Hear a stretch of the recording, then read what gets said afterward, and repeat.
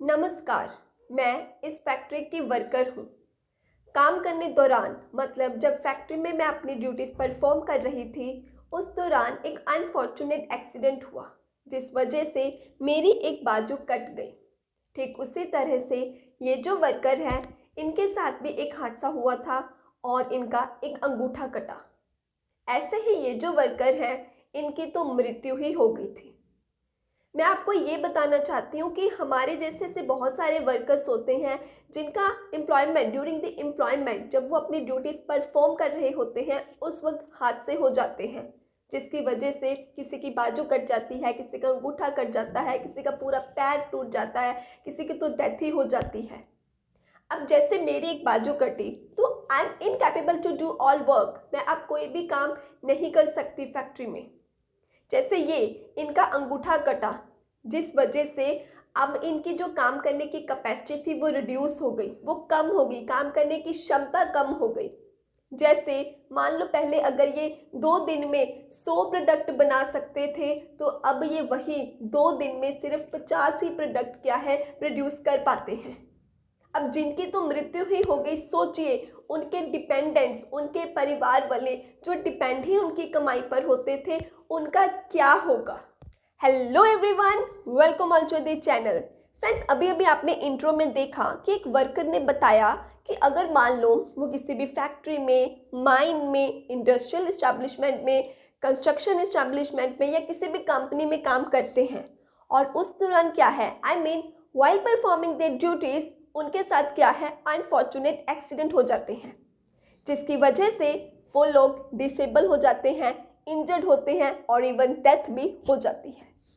तो जैसे कि उस वर्कर ने ये बताया कि तब क्या होता है, या तो उनके काम करने की जो क्षमता है, जो कैपेसिटी है वो रिड्यूस हो जाती है, या वो बिल्कुल ही काम करने के लायक नहीं रहते, या फिर डेथ ही हो जाती है। तो जिसकी वजह से आप खुद ही सोचिए उनके डिपेंडेंट्स का क्या होगा।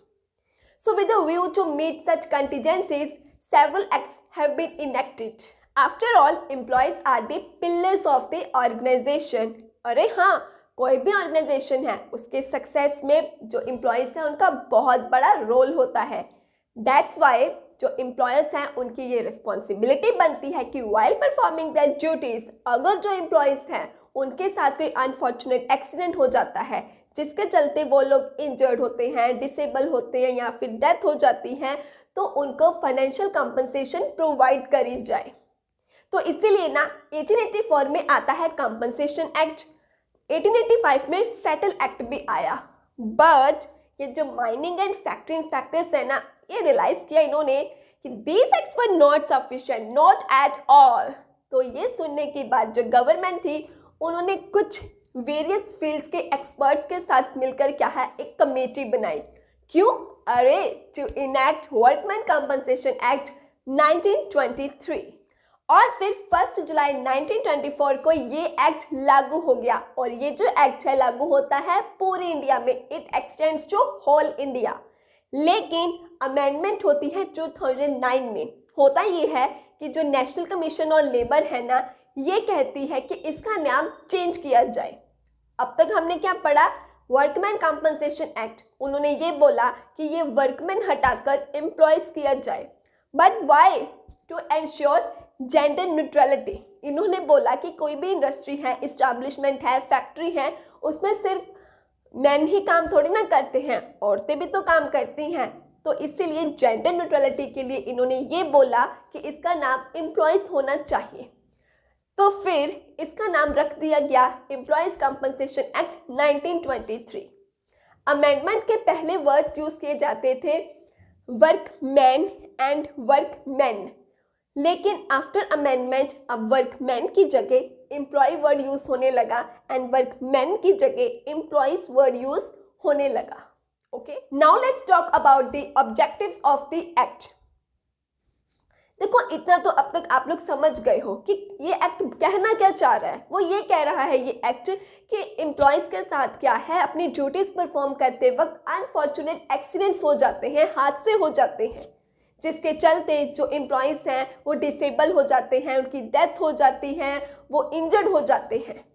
तो इस एक्ट का ऑब्जेक्टिव ये है कि जो एम्प्लॉयर्स हैं ना, वो अपने वर्कर्स को कंपनसेशन प्रोवाइड करे।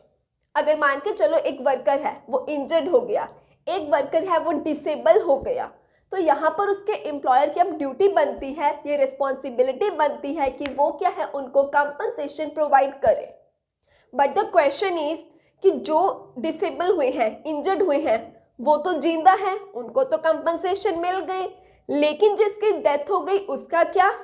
तो ये एक्ट कहता है कि अगर किसी वर्कर की अपनी ड्यूटी परफॉर्म करते वक्त फैक्ट्री में या इंडस्ट्री में या किसी भी एस्टेब्लिशमेंट में क्या है, डेथ हो जाती है, तो उस वक्त उस एम्प्लॉयर की ये रिस्पॉन्सिबिलिटी बनती है कि उस डिसीज्ड पर्सन के, वो जो पर्सन मर गया है, उसके जो भी डिपेंडेंट्स हैं उनको कंपनसेशन प्रोवाइड करी जाए। ओके, अभी आपने ये समझा कि इस एक्ट का उद्देश्य है कि एम्प्लॉयर क्या है, उसकी रिस्पॉन्सिबिलिटी बनती है कि वो अपने एम्प्लॉयज को कंपनसेशन प्रोवाइड करेगा। बट कुछ केसेस ऐसे भी होते हैं फ्रेंड्स, जहां पर जो एम्प्लॉयर है ना, वो लायबल ही नहीं है कि वो अपने एम्प्लॉयज को कंपनसेशन प्रोवाइड करे। यस, नंबर 1, सपोज करिए ये ना एम्प्लॉयर है और ये एम्प्लॉय है। ये जो एम्प्लॉय है ना, इसको इस डेंजरस मशीनरी के ऊपर वर्क करना है। होता ये है, ये जो एम्प्लॉयर है ना, प्रॉपरली उसको सारे सेफ्टी नॉर्म्स बताता है। एम्प्लॉयर एम्प्लॉय को बताता है कि ये थोड़ी डेंजरस मशीनरी है, तो ये सेफ्टी मेजर्स अडॉप्ट करना, इस तरीके से इस मशीनरी को यूज़ करना, वरना तुम्हारे साथ कोई भी हादसा हो सकता है। लेकिन ये जो एम्प्लॉय है ना, ये एम्प्लॉयर की बात को नहीं सुनता है। एम्प्लॉय कहता है, ला छोड़, मैं तो अपने तरीके से यूज़ करूँगा मशीनरी को, मैं नहीं डरता वरता किसी डेंजरस मशीनरी से। अब हुआ क्या, ये जो एम्प्लॉय था उस मशीनरी को यूज़ करने वक्त सपोज करो उसका हाथ कट गया, तो यहाँ पर ना अब जो एम्प्लॉयर है वो लायबल नहीं है उस एम्प्लॉय को कंपनसेशन प्रोवाइड करने के लिए, बिकॉज एक्ट ये कहता है कि अगर एम्प्लॉयर ने आपको प्रॉपर सेफ्टी नॉर्म्स बताए थे, उसने प्रॉपर आपको ये बात बताई थी कि इस मशीनरी को कैसे यूज़ करना है, कहाँ डेंजर है कहाँ नहीं, और अगर एम्प्लॉय जानबूझकर उसकी बात को नहीं मानता है, तो फिर जो एम्प्लॉयर है वो कंपनसेशन पे नहीं करेगा। नंबर 2, फॉर एग्जाम्पल ये जो एम्प्लॉय है ना, इसको चोट लगी, मान लो छोटी मोटी चोट लगी थी, और हुआ क्या, ये 2-3 दिन में ठीक भी हो गया, तो ऐसे केस में भी जो एम्प्लॉयर है वो लायबल नहीं है उसको कंपनसेशन पे करने के लिए। नंबर 3, ये जो एम्प्लॉय है ना, पहले तो भाई दोस्तों के साथ मस्त पार्टी शार्टी करके आया, पी के आया, नशे की हालत में है, नशे की हालत में अब डोलते डोलते फैक्ट्री में काम कर रहा है। अगर आप किसी डेंजरस मशीनरी पे किसी काम कर रहे हो और आप नशे की हालत में कर रहे हो, तो जाहिर बात है कि कुछ ना कुछ हादसा तो होगा। तो यहाँ पर एक्ट ये बोलता है कि अगर कोई एम्प्लॉय वो नशे की हालत में, उसने अल्कोहल लेके रखा है, कोई ड्रग लेके रखा है, और ऐसी हालत में अगर वो काम करता है और उसको कोई भी इंजरी होती है या डिसेबल होता है या उसके साथ कुछ भी हादसा होता है, तो यहाँ पर भी जो एम्प्लॉयर है वो उसको कंपनसेशन पे करने के लिए लायबल नहीं है। तो चलिए अब बात करते हैं इस एक्ट के स्ट्रक्चर के बारे में। इस एक्ट में आते हैं 36 सेक्शंस एंड 4 शेड्यूल्स। शेड्यूल 1 बात करता है लिस्ट ऑफ इंजरीज की, इसमें सारी की सारी इंजरीज के बारे में बताया गया है। शेड्यूल 1 में 2 पार्ट्स हैं। पार्ट 1 बात करता है टोटल डिसेबलमेंट की, मतलब वो सारी इंजरीज जिससे एक पर्सन टोटली डिसेबल हो जाता है। एंड पार्ट 2 बात करता है पार्शियल डिसेबलमेंट की, मतलब वो इंजरीज जिससे जो पर्सन है पार्शियली डिसेबल हो जाता है। शेड्यूल 2 बात करता है वो सारे पर्सन्स की लिस्ट दी गई है जो इस एक्ट में एम्प्लॉय की कैटेगरी में फॉल करते हैं। आई मीन वो सारे persons who are liable to protection under this law. Schedule 3 बात करता है ऑक्यूपेशनल डिसीजेस की, मतलब वो डिसीजेस जो आपको एम्प्लॉयमेंट के दौरान हो जाती हैं। शेड्यूल 4 बात करता है कि अगर कोई पर्सन टोटली डिसेबल हो गया है या फिर उसकी डेथ हो गई है तो उसको कितना कंपनसेशन दिया जाएगा, वो कौन से फैक्टर्स हैं जिनको ध्यान में रखकर कंपनसेशन दिया जाएगा। एक बार और, आज इस वीडियो में हम लोग ओवरव्यू देख रहे हैं। अपकमिंग वीडियो में हम इंपॉर्टेंट डेफिनेशंस कवर करेंगे, उसमें हम लोग समझेंगे कि ये total disablement, partial disablement, occupational diseases, employees, ये सब क्या होते हैं। Okay, now let's talk about the applicability of the act. So this act applies to all the employees जो कि काम करते हैं माइंस में, फैक्ट्रीज में, इंडस्ट्रीज में, कंस्ट्रक्शन इस्टेब्लिशमेंट में, डॉक्स में, ऑयल फील्ड्स में एंड अदर इस्टेब्लिशमेंट्स जो कि इस एक्ट के स्केड्यूल 2 के अंडर आते हैं। नंबर 2, वो पर्सन्स जो अब्रॉड में काम करते हैं, मतलब जिनको रिक्रूट किया गया है इंडिया से बाहर काम करने के लिए। नंबर 3, मैकेनिक, हेल्पर और driver of motor vehicle. Number 4, crew members of the ship and crew members of the aircraft. Number 6, non permanent employees of the railways, मतलब वो एम्प्लॉयज जो कि एडमिनिस्ट्रेटिव ऑफिसेज, डिस्ट्रिक्ट्स और सब डिविजनल की category में नहीं आते हैं। एंड एक इंपॉर्टेंट पॉइंट, 2010 में अमेंडमेंट होने के बाद क्लर्क्स, यस जो क्लर्क्स हैं ना, उनको भी इस एक्ट के स्केड्यूल 2 में ऐड कर दिया गया है। मतलब अब वो लोग भी लायबल है इस एक्ट के अंडर कंपनसेशन लेने के लिए। अब बात करते हैं कि वो कौन से पर्सन्स हैं जो इस एक्ट के अंडर बेनिफिट नहीं ले सकते।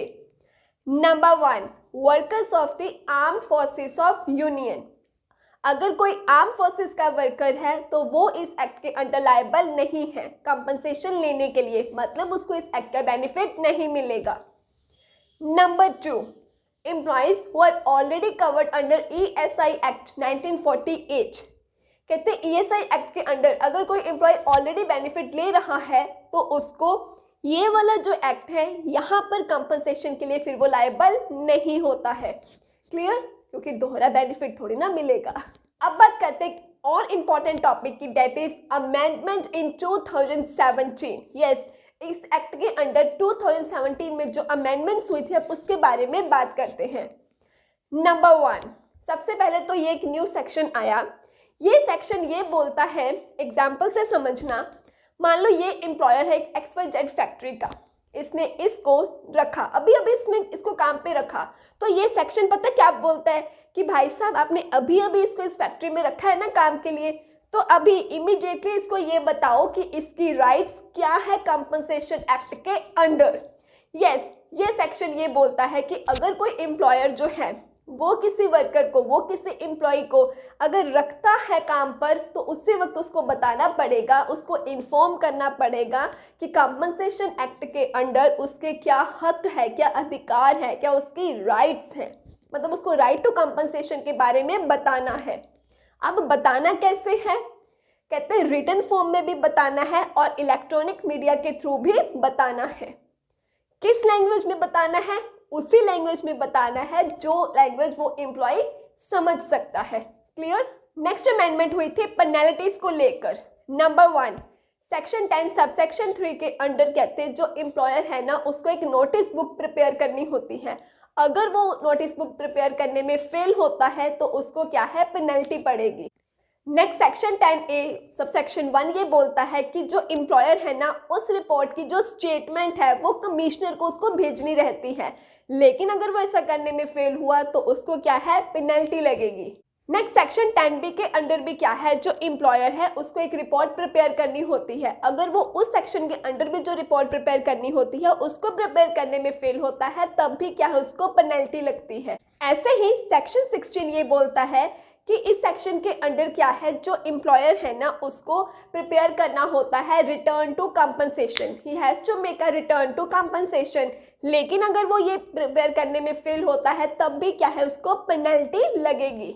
ऐसे ही सेक्शन 17 ये बोलता है कि जो एम्प्लॉयर है उसको जैसे ही एम्प्लॉय जो है वो आया काम पर उसको इन्फॉर्म करना है उसके राइट टू कंपनसेशन के बारे में, लेकिन अगर वो एम्प्लॉय को इन्फॉर्म करने में फेल होता है, वो नहीं बताता है, तो भी क्या है, उसको पेनल्टी लगेगी। अभी हमने ये तो समझ लिया कि वो कौन कौन से केसेस है जिसमें पेनल्टी लगेगी, लेकिन पेनल्टी लगेगी कितनी, तो सुनो। अमेंडमेंट से पहले ये होता था कि अगर ये सभी केसेस में जो एम्प्लॉयर था वो फेल होता था तो उसको 5,000 रुपये की पेनल्टी लगती थी, बट आफ्टर अमेंडमेंट इस अमाउंट को बढ़ा दिया गया है। अब एम्प्लॉयर अगर ये सभी में फेल होता है, जो अभी हमने सारे केसेस पढ़े कि किस किस केस में उसको पेनल्टी लगेगी, अगर कहते हैं एम्प्लॉयर क्या है फेल होता है तो उसको 50,000 मिनिमम 50,000 की पेनल्टी लगेगी, जो कि एक्सटेंड हो सकती है 1 लाख तक। मतलब मिनिमम 50,000 से लेकर 1 लाख तक की उसको क्या है, पेनल्टी लगेगी। लेकिन ये अमाउंट अमेंडमेंट से पहले 5,000 थी। नेक्स्ट जो अमेंडमेंट है वो अपील से रिलेटेड है। पहले क्या होता था कि कंपनसेशन के रिलेटेड अगर कोई डिस्प्यूट है और आपको क्या है उसके अगेंस्ट अगर हाई कोर्ट में मतलब केस फाइल करना है, तो उसका जो अमाउंट, उस डिस्प्यूट का अमाउंट 300 रुपये होता था। लेकिन अमेंडमेंट के बाद अब उस अमाउंट को भी बढ़ा दिया गया है। अब कहते अगर वो डिस्प्यूट का जो भी अमाउंट है वो कम से कम 10,000 रुपये होना चाहिए, तभी क्या है आप हाई कोर्ट में फाइल कर सकते हो। 10,000 या फिर उससे ज़्यादा का अमाउंट होना चाहिए डिस्प्यूट का। नेक्स्ट अमेंडमेंट ये है कि सेक्शन 30A को ओमिट कर दिया गया। तो ये था हमारा आज का सेशन। आज हमने ओवरव्यू देख लिया है कंपनसेशन एक्ट का।